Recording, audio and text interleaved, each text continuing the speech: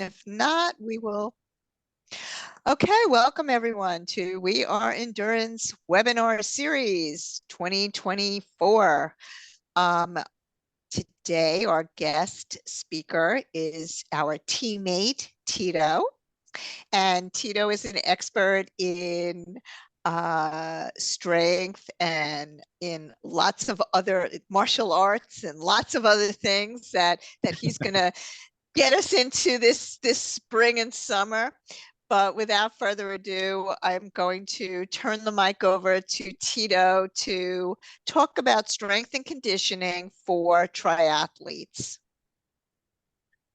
Hey everyone, thank you for coming. Thank you, Hillary, for allowing me this opportunity.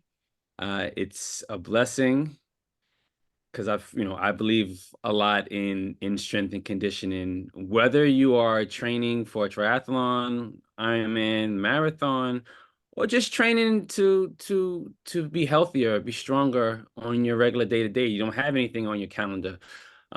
But as older athletes, it's really important for us to I don't want to say pick up some kind of hobby, because it's not really a hobby, is into changing our lifestyle, right? Especially if you're new to this, or you're just getting back into it, or you're recovering from an injury. It's so essential that we take care of our bodies. It's almost like, I tell my clients, or I like to say my teammates this, it's like your car. It's like most of us will take care of our car, right? If it needs an oil change, we run and go take and get an oil change. If it needs brakes, we go ahead and run and go get brakes, right? But we kind of don't really do that with our bodies, right? Our bodies, especially, and I'm speaking from my experience, all right? My experience, men, we really don't really take care of our bodies. I can go days and days in pain, and finally my wife would be like, would you go to the doctor? And I'm like, oh, all right. So even myself, I'm guilty of the same thing. But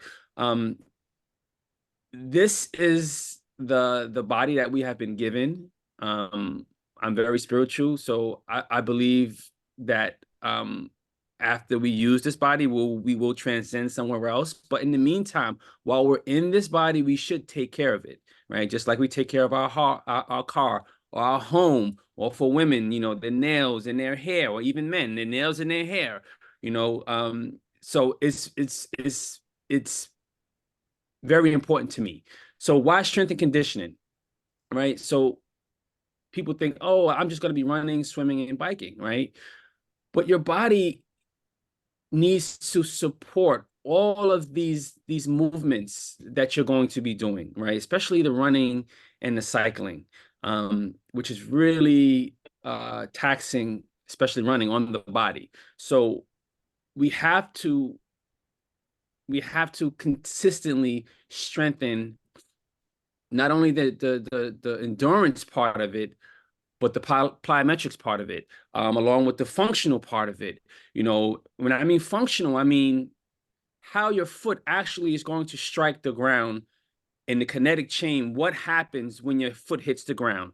Where does all that power go? It goes through your body, right? It goes through your body. And if any weakness in the kinetic chain, meaning your ankle, your knee, your lower back, your shoulders, your neck, is immediately going to show up, and eventually you're going to get hurt, right? But I'm going to go so even further and say functional strength is important because most of the time we do what? We walk around.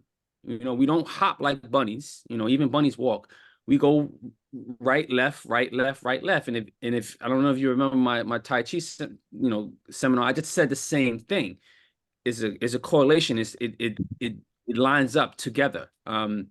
So it only benefits us if we want to prolong our career as a triathlete, as a marathon runner, or just to be healthy, get up in the morning with minimum pain. Because I'm at the age now where, every morning you get up, it's like, when you bend down to get something, it's like, so to minimize these things, right, we need to start strengthening the kinetic chain, which is, your ankles, your knees, your hips, your spine, your shoulders, your neck, you know, even how we sit and stand, all can benefit from strength and conditioning, right? So, and again, I'm speaking from my experience, what I do. I just completed, along with some of the, I think some other people in the group, my Ironman, the 70 mile, which was my first time doing the 70, which after I did it,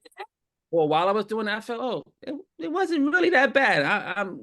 I am going to do a full. Because at first, during the training, I was like, I'm not doing a full. This is too much training. It's killing me, right? But afterwards, during the race, I was like, I felt really still strong, you know, on fire, you know, even during the race. I was like, wow, you know, I don't know if I told Ray or I told Hillary, but like I was most concerned about the swim, but swimming with Ray and Hillary both, like it helped me tremendously with the trips that she gave me and with my strength and conditioning. Like I'm in the water, like passing people. I'm like, oh, okay, wait a minute. Like I'm doing really well. Right. So when I got onto the bike course, same thing. I'm like blowing past people.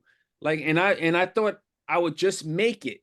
Right. That was the mindset. I'm just going to make it. But my training took over, and I was actually able to push with the help of the strength and conditioning, right? And the mindset. So we need the whole thing. It's like a trinity. You need the whole thing in order to get this thing rolling. You know, the only thing I did suffer was a little bit was the run, and that's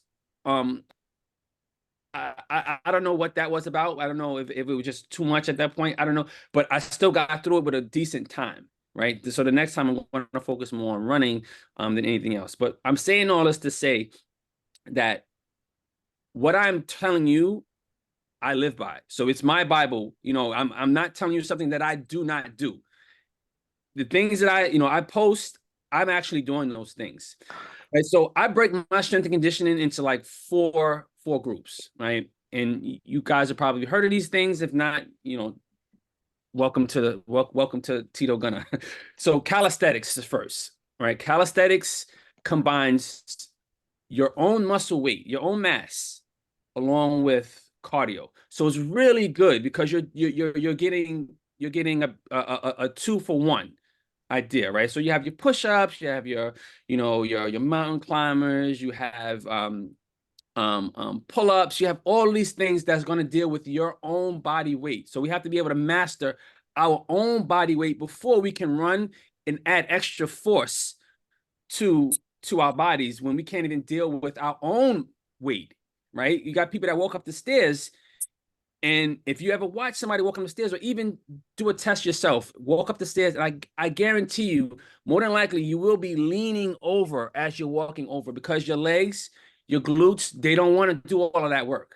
They say, oh, I want help. So they're going to incorporate the back, which means makes you lean over. I guarantee you today, try walking up the stairs, and I'm 90% sure that you will be leaning over, right? So the best posture is obviously up forward, making sure that the glutes and the quads are doing all of the work, which is going to make it a little bit harder to walk up the steps, right? So it's only natural to add your calisthenics, which is your squats, or like I said, your mountain climbers, to build up those muscle groups, right? Then I have functional strength training. Functional strength training or corrective strength training is, to me, essential. It's really essential to me, only because traditional strength and conditioning, we only work on the major muscle groups. So your biceps, your quads, your hamstrings, your calves, the big muscle groups. We forget about the smaller muscle groups that support the bigger muscle groups, right? And we forget them. So, because everybody wants the big muscles, or they don't understand that it's like a clock in a cogwheel, right? Everybody thinks about the big cogwheels, but really it's the little cogwheels that support the bigger cogwheels. So it's the same thing on our bodies. And I'm going to keep going, acting like our bodies are some kind of mechanic machine, because it is. It really is. So we have to treat it as such. If you don't give it oil, it rusts, it breaks. right? If you don't give it love, if you don't give it attention, it breaks. Our bodies will break. And the kind of conditioning that we put our bodies through, if we don't support it with strength endurance, with plyometrics, with functional strength, calisthenics, eventually your body will break. Right now, I'm currently training a 7 or 8 time marathon runner. She's going all over. She wants the whole, I guess it's like some new medal where if you do all of the major marathons, you get like this super big medal. She's doing that right now. And, not to toot my own horn or pat myself in the back, hint, hint. So she's just started training with me, and I've opened her eyes to so much just with like a lot of stability work, a lot of ankle and feet. We forget about the feet because we're basically on our feet the whole race or the whole marathon. Why not show your feet some love or also give it some strength and flexibility, right? Why not? But I've opened her eyes so much. She's like, wow, I never knew, because she just was one of those people that just started running. She just started running. So she's going to Japan next week. She's starting, I think, What's her name? I think I know her. Ruth. Oh, no. No, Okay. no, no, I know. Else. Yeah, her name is Ruth. I mean, you may have seen because she's always on the circuit. So she's trying to get into Boston right now, but that's, she's like, oh, but if I have to raise the money, I will, but that's the case. But she's leaving. So right now we're digressing for her strength training, and we're only doing stability work.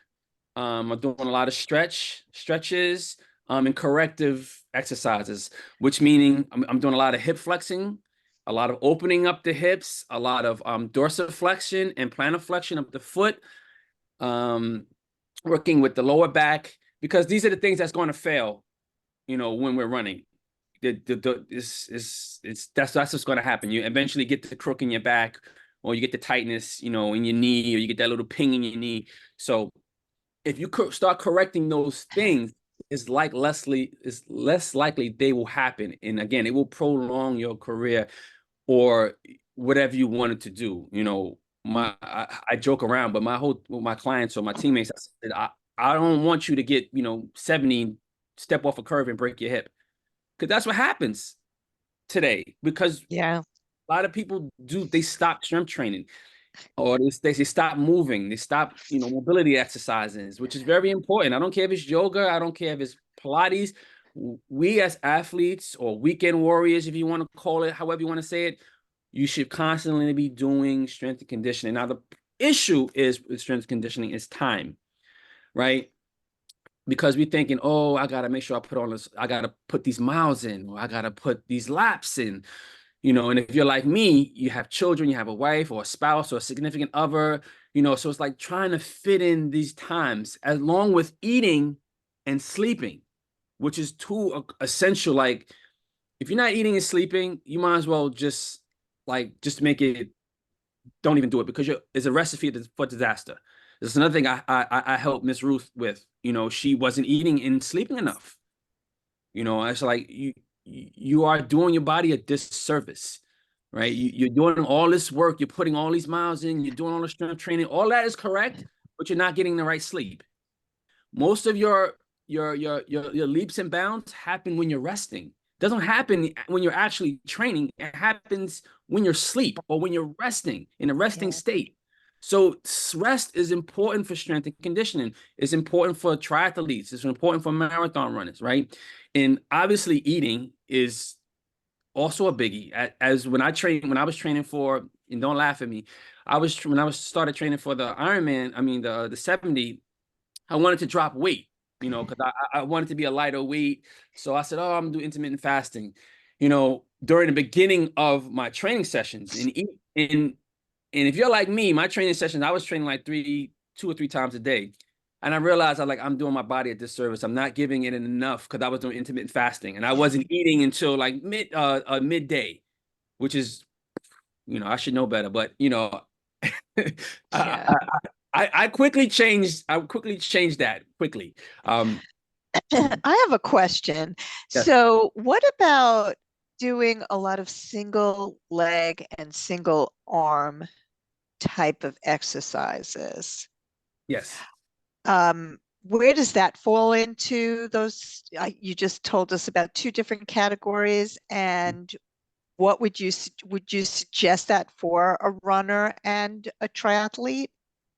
Yeah, so I cut myself short, but to answer your question, yes. So I break it down to four categories. I got calisthenics, functional strength, and corrective stretches, plyometrics, and strength endurance.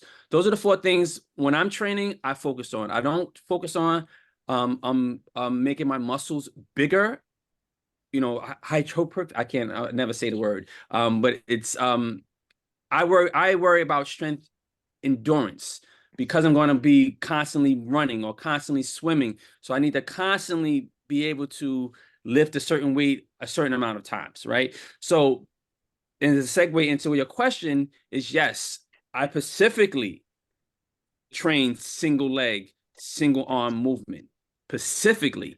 Um, so whether it's a single leg squat or a single leg march with a press. So I'll basically bring my knees up high, almost come up on my toes, not completely on my toes to simulate a running style, but my knee's gonna go up high, and then as I'm lifting my knee, my arms are going up. So I also benefit from my shoulder stability, right? It's imperative because nobody, again, no, we walk on right, left, right, left, right, left. So you have to build the stability, one, and the mobility, two, in the limb that you're supporting the weight on. And with the how you say the force of the planet, right, on your one leg, it only benefits you to train as such. So sometimes I'll even put the weight up here, 45 pounds, 55 pounds, 85, whatever it is, single leg. I'm simulating running. So there's a weight. I mean, I'll try to post it on the website, on the Facebook page, on what it is that I do. I'm sorry, go ahead. Yeah, I was going to say, like for me, I've been doing a lot of that, like single arm, single leg. I mean, single arm is one thing, but single leg is really tough. Like you're like kind of like all over the place. Like Okay, exception. how do you how do you how do you get yourself to the point where you're steady, or is it just practice? No. So no, it's not just practice. Well, it is practice because you're making a neurological connection with your brain and your muscles. So you have the Golgi tendon out, the Golgi tendons. You have all these tendons that helps with stability, right? I'll even go so far as also training my eyes. So on some of the on you can't see it, it's back there, but I'll have like a piece of paper and it has cross lines, and I pay attention to that middle line while I'm doing single leg drills. So if I'm doing a single leg toe touch, right, with a jump, so I'm constantly, my head is up, I'm not looking down, my head is fixated, target fixation on that point as I'm looking, reach down, touch with one leg, come up and do a jump. So it is more, not so more about getting used to your body doing it, just that your brain now makes a connection that, okay, I need to stabilize every joint. I had to use my transverse abdominis, which is the core, right? Which is like your own weight belt. That's first and foremost. That's going to tighten up, right? Then from there, you have your hip flexor, you have your knee, then you have your ankle. All those things need to be able to work in order, in a perfect line, while you're doing something single leg. Same thing with the shoulders. The wrist, the elbow, and the shoulder joint need to be in line in order to stabilize the shoulder. If there's any slight alignment, that's usually when we tweak our shoulder or we pull something in our neck, right? Because we're not perfectly in alignment.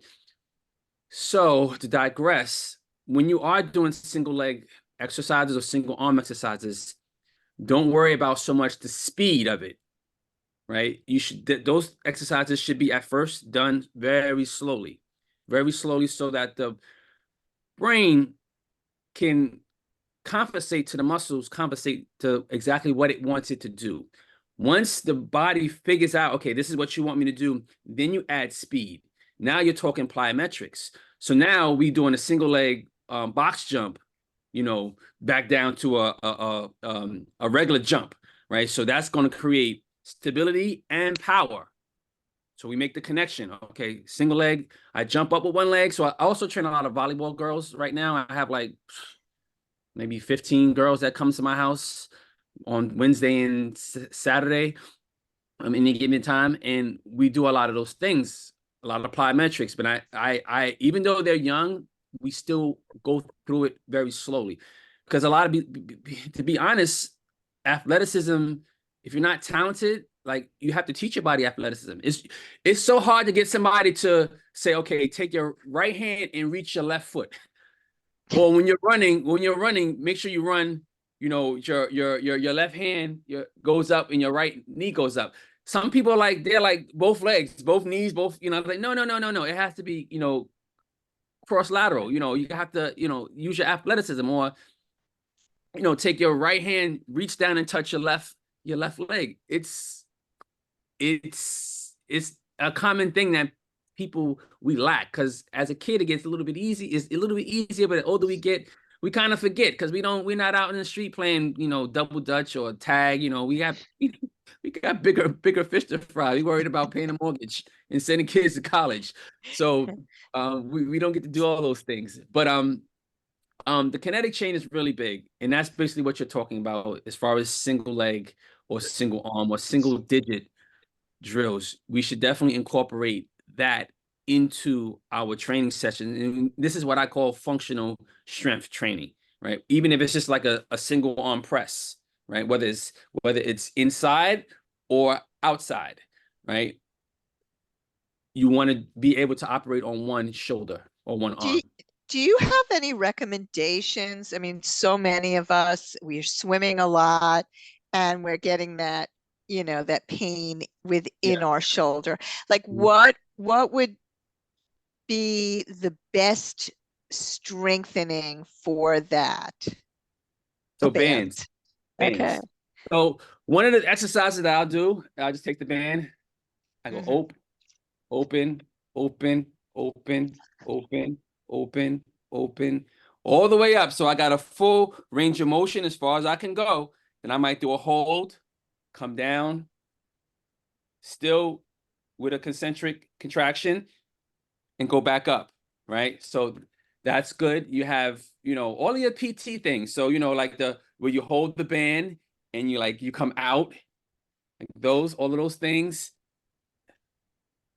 like that. When you put the band in the door, I mean, if you don't have a band, what you can do is what we call the isometric. So you can pretend that you're feeling some resistance. So I can pretend that someone is pushing me here, and I just do a very concentric contraction, right?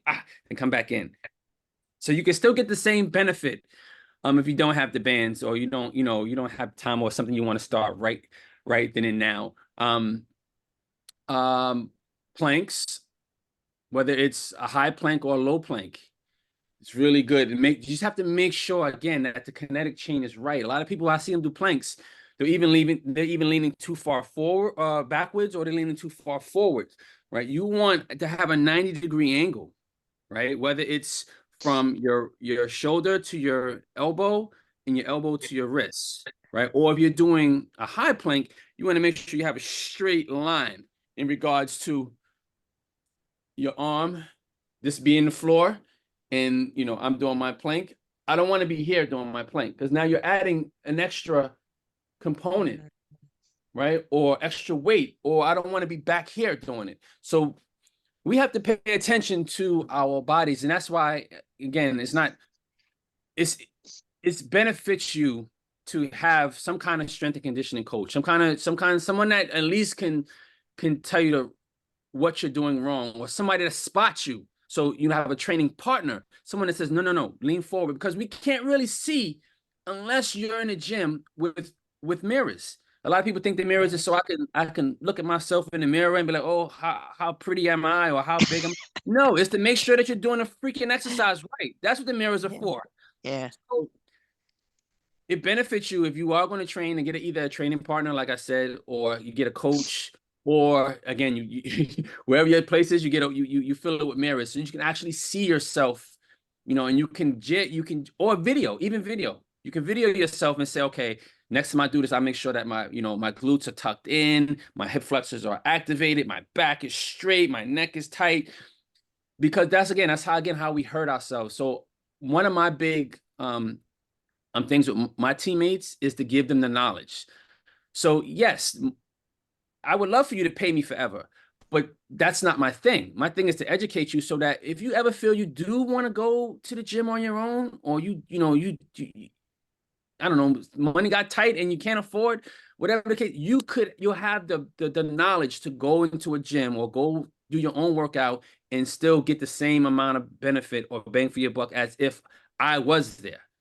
Right. So that's what I try to give to my team, that train with me. I want to open this up, Tito, if it's Yeah. okay, to questions. Mhm.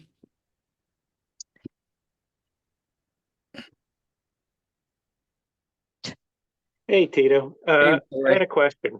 So, one, I agree with everything you're saying, but the two, I was intrigued by, the walking up the stairs for self-assessment. Mhm. And I was wondering if you had other suggestions for self-assessment for what you can work on. Right now, I'm going by, where my times are and, what I know I need to work on. So basically, relative to the field, swimming is my strongest. Then it goes downhill from there. I know Bike, Aquaman. then bike, and then running is my weakest. So I'm focusing on, exercises to improve my, my running Right. and my biking. But do you have any other suggestions for, Yes. self-assessment? That's That's a great question. Thank you for asking that. Yes. So again, I'm gonna bring it back to me because this is how I can gauge this because I know it worked for me. I remember one time calling into something similar like this to a runner who was supposed to help people, with running. And I said, how do I not feel like I have lead in my feet when I'm running? And he's like, what? What do you mean? Why do you have lead in your feet? Like he was really, really kind of like, left. And I'm like, okay, he didn't get what I was saying. So I thought about it on my own, and I came to the conclusion that I didn't have enough strength in my quads and my hip flexor. I wasn't bringing my knees up higher enough. I was basically just dragging my feet. So my feet stayed underneath me or actually behind me as I was running. So it was more like I'm like pushing through mud as opposed to actually picking up my knee and then putting it forward and placing my feet down. So I started doing, I would get like bands. I would get like bands and I would like hook them back behind me, and I would just practice doing a lot of like knee raises with a hold, a lot of knee raises with plantar flexion. So not dorsiflex, not plantar flex. So I would flex my foot and bring it back down. I would also put weight on my back, and I would step on have half my foot on a plate, my knees bent, and I would just bring my knee forward, lightly tap, bring my knee forward. I'd also would do a single leg squat to a jump, right? I would do a single leg drop to a jump, and I started noticing that my cadence, my turnover was getting to be a lot faster, a lot quicker. I was able to pick my feet up, and I didn't have that heavy feeling in my lower extremities because I used to feel like I'm like, wow, I feel so heavy. So that was one assessment that I did. The second for the bike, the assessment that I saw myself is that my knees were going out. So my knees would push out, right? So that means my adductors weren't firing correctly. So you have adductors and abductors, right? So the way you break it down is abductors is in. So you want to add. So this is my body frame is in. Abductors is out. So my abductors were weak, or sorry, my adductors, the end. So I need to work on something to pull my knee inside as opposed to letting it flare out. So I also do a lot of single leg sessions on the bike, on the cycle, right? So I'll clip in and I'll just practice pedaling on one side. I would put it to the hardest and I would push not too hard though. You don't even want to blow my knee out, but I would just keep pushing. And then I would switch. Another thing I would do is repeat. So I would just, same thing, I'm clipped in the bike. I would go forward and immediately just come back, right? Because a lot of people think the concentric contraction is the most important. You have to be able to control both sides. So if I'm doing this, right, everybody's focused on this portion, not the portion that's supporting it, right? That's also important. It's really important, the concentric contraction as opposed to eccentric contraction. They both are important, but we only seem to train one. You gonna say something? Oh. Nope. So that's this assessment I did for biking. I just got myself on a trainer and I was just riding the bike, and I would make sure that my knees weren't buckling out, that they pretty much stayed in line with my hips and my ankles. And for the running, again, if that's what you're talking about, I just made sure that I was able to pick my knees up. A lot of hip flexor exercises. I know I had posted this and a lot of people said it was kind of too hard, but it's something that we need. It's something that you have to do. Like, just even if you just did this, right? Just stretching it like this, or get on all fours and do like a frog stance, just to open up your hips, your hip flexors, because this is what transfers the power, right? So the ankle and the knee stabilizes the body, but the power is going to translate through here. It's going to come through this kinetic chain. So you have to make sure that your glutes, your piriformis, and your hip flexors are good to go. And you'll find that you can lengthen your stride. You'll find that you'll be a lot stronger. You'll be a lot lighter. Almost like a float. You'll be like floating. That's the only thing I can say. Because when I used to run, I feel like, again, I had cement in my feet and I couldn't figure it out. This is weird. And so I asked the guy, he's like, "Oh, what do you mean?" Really passive aggressive. I'm like, okay, I don't know, but I thought all runners go through that, but maybe they call it something else. But it's because the hip flexor, the quads are weak. Okay, thanks. Any other questions? I have a question. Yes. Like, how often and for how long per session would you recommend to really see results? To be honest with you, just start small. 15 minutes a day. It's just doing something. We can't just negate it, right? Yes, we know we got to spend time running. We know we got to spend time biking. That's what's so hard about triathlons. And that's why it takes a toll on so many of us, because you have to, like, who am I to tell you, oh, you have to only spend this amount of time running? Because you may be like Ray. He doesn't have to spend as much time in the water because he's Aquaman. He doesn't have to. He knows he has to spend his time. He has to spend his time running in on the bike, because those are his weaker events. But it doesn't mean he just altogether forgets swimming. He still has to do it. So the same thing with strength and conditioning. If you're at a certain level, and you're not ready to go in a gym and lift 100 pounds or do weighted squats, that's okay.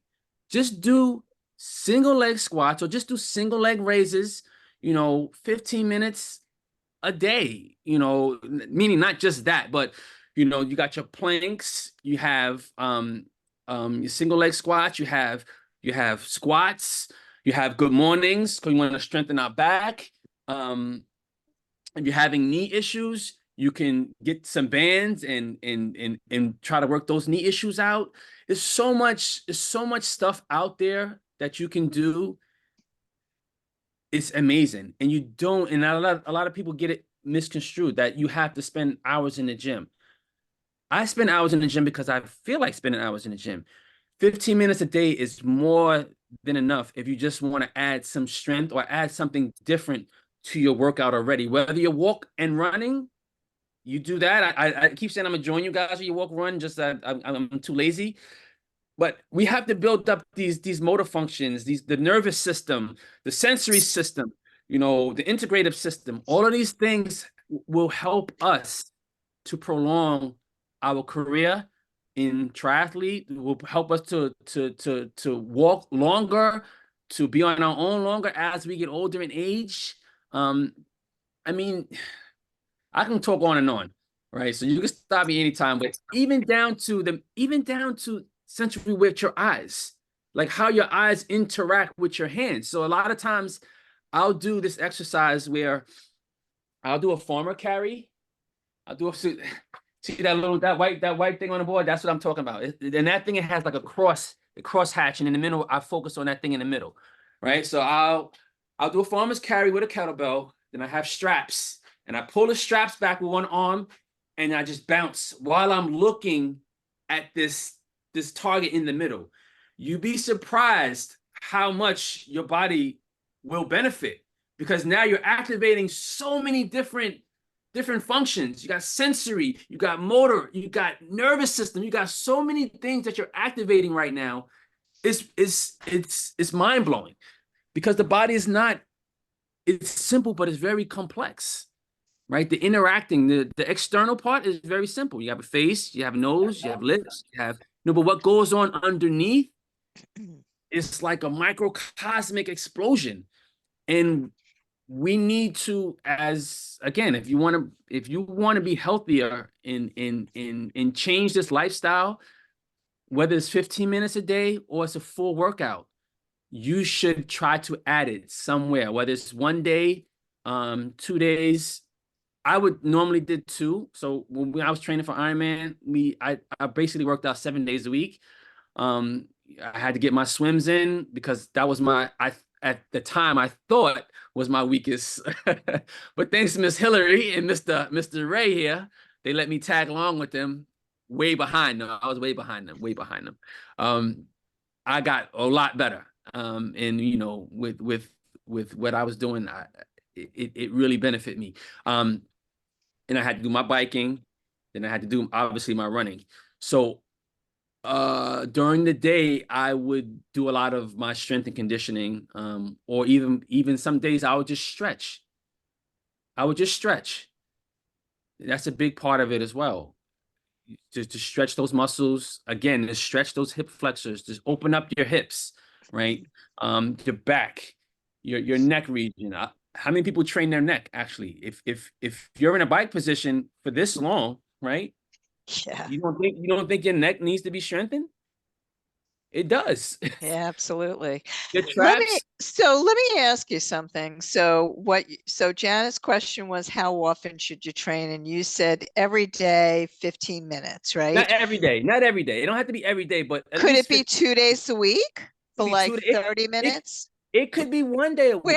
I don't know what's going on with these balloons. I don't know, but you got balloons. It can be 1 day a week. It's the peace sign. When you hold up your 2 fingers, you get the balloons. Really? No. Yeah, I don't know if it's just Hillary because see? Wow. So weird. I would start 1 day a week. And again, if once you start to see, leaps and bounds, then yeah, maybe either add a longer time or add another day. But I'm sorry, Hillary, I cut you off. Yeah, my question was, is 2 times a week for 30 minutes enough? Yeah. Okay. It's awesome. You're only gonna strengthen the neurological connection between the brain and the muscle tissues, and that's what we're trying to do. We've already learned that we can still learn. The brain can still learn things. Now that we're a little older, it can still change. So yeah, if you can do 30 minutes, 2 30-minute sessions, if you guys want, I can post a workout of a 30-minute workout that I would do, or that I do with my clients or my teammates. I'm more than happy to post. I was doing stuff for Ray, but I just wasn't getting any, I didn't see any. I don't know if people was watching or not, so I had stopped doing it. Doing challenges. But yeah, anything to help facilitate or to grow the culture and to give people the tools that they need. Yeah, just give me a holler. Let me Yeah, know. well, we definitely want to do Tai Chi back on the beach. So as soon as it warms up a little bit, we're going to start that up again, like once a week. Anybody else have any questions before we wrap this up? Yeah. Yeah. So, Tito, I'm really glad you brought up plyometrics, because I had read a couple of articles about the benefits of plyometric exercise. One, in terms of building up strength, but also, for all of us older, people, they were talking about how plyometrics were beneficial because it was a little bit lower impact on your body, and so that you could build up both, strength and endurance. Yes. Through plyometrics. Is that? Would you agree with that? Yes and no. It's because reason why I'm gonna say I say no, because it can be high impact. Is however how what's your level of athleticism, right? If you're a volleyball or let's say a basketball player, you need a higher impact of plyometrics, which meaning plyometrics is just about jumping up and down or an explosive short burst of power. Right. So that could be very traumatic on the body if so put it like this. I wouldn't do a single leg plyometric jump on a 4-foot bench. I wouldn't do that, right? But on like a 1.5 foot, 2 foot, 3 foot, maybe that I can do, right? Unless I slowly built up to it. But yes, it has tremendous how you say benefits, because you're taking you're keeping your muscles, all the connective tissue, you're keeping them all very spongy and springy, right? As we get older, like a rubber band, if you keep doing like this to a rubber band, eventually it gets wobbly wobbly, right? And it doesn't have the elasticity anymore. Same thing with our bodies. So the plyometrics help keep that tightness, the reactive time, the contraction, the eccentric and concentric, the explosion, and I love plyometrics. It's really hard. You don't have to do it a lot. So if you're doing a plyometric workout, that workout shouldn't be an hour. Right. It's almost like HIIT. It's almost like a HIIT workout. It should be like 15 minutes, 20 minutes tops. It shouldn't be like a full hour workout, because it's very taxing on the body, but it's also been very beneficial to the body, right? So afterwards, after you're done, hours later, you're still benefiting from those movements, but it can be a lot on the body because you're jumping. Like I had a friend, he started going on a tangent. He just decided, today I'm gonna go play basketball. He's overweight, and he used to play basketball really good. He was a very, very good football player. I used to play football with him. He was a outstanding running back. I mean, kid had moves. So I guess, this is a few years ago, like maybe 20 years ago. He said, I'm going to play basketball with the young kids. So he went to go jump. He said his body went up, but his legs stayed on the ground. And he tore his ACL, right? It's like, yeah, it was nasty. He tore his ACL. But go ahead. Sorry. I was going to say, but shouldn't you put that in with your strength training, like some plyometrics into the strength training, or does it have to be completely separate from what you're actually doing? I'm glad you asked that. All right. So this is my take on it, right? So plyometrics, I like to put that in the box with a full body workout. That's a full body workout. That's how I look at it.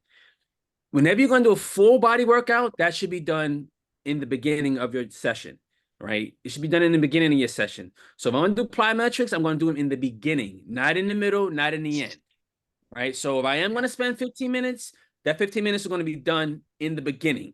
And then after that, I might do calisthenics, or I might do strength endurance. So I might just get on the leg press, or I might just do how you say, leg curls, or I might just do a curl to a press, right?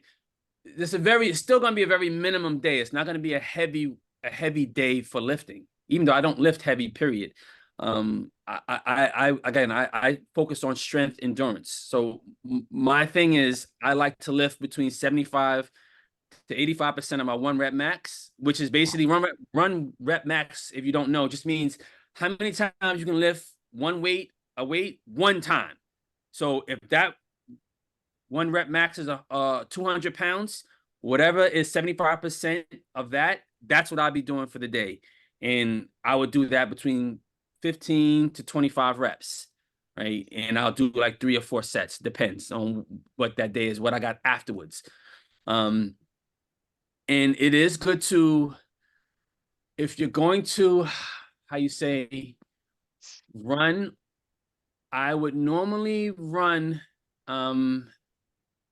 after I did my strength and conditioning, only because I want my legs to feel the pain of running, even though I need to stop, so like, because the running is the last thing that we do as triathletes, right? Which I wish they would change, but then everybody might do it.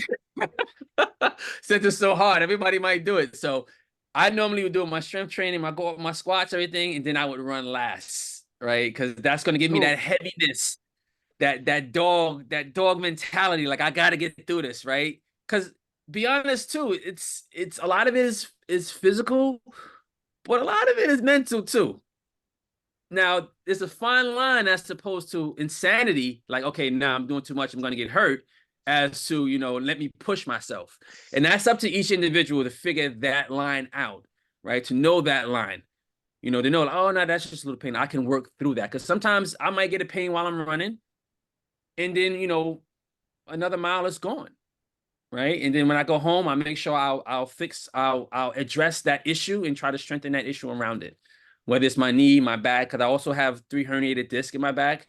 And basically the doctor said, he recommended surgery, but then he said in the same sentence, the reason why I don't, because you are so active. This is why you can do what you do, because you do a lot of strength and conditioning training. So I just want to keep hitting home how important it is for us as we're getting older to find some kind of, whether it's 15 minutes a day of strength training and corrective training, or plyometrics, or strength endurance. Just do something. You can just do something for 15 minutes a day, 30 minutes, 2 days, whatever it is, however you can fit it in your schedules. Please, I implore you, just try to figure that out. I know it's hectic. When I trained for a marathon, my wife was on her. She just had my second daughter, and as a man, I felt obligated, obviously, to help her and to be home, and so I would go running like after midnight. I remember doing my longest run around Central Park. I did like 4 laps. It was like I didn't finish till like 3 or 4 o'clock in the morning.